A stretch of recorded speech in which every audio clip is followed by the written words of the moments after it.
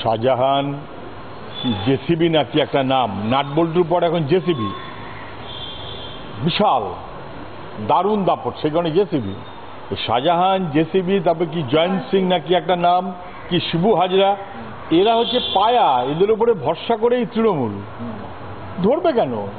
মুখ্যমন্ত্রীর নাম মমতা ব্যানার্জি, পুলিশ দেখেন তিনি, পুলিশের মন্ত্রী নিজে যদি প্রশ্রয় দেন তৃণমূলের বাহিনীকে, তাহলে কে ধরবে?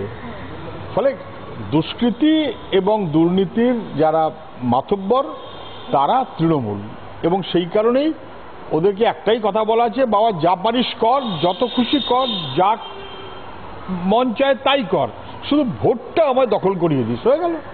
ফলে জয়ন্ত সিং না কি নাম বলছেন, কিশোর নামে সব আলোচনা করতে ভালো লাগে না। নাটবল্টু জেসিবি অথবা শাহজাহান শিবু, এরাই তৃণমূল, এরাই আসলে তৃণমূলের মূল।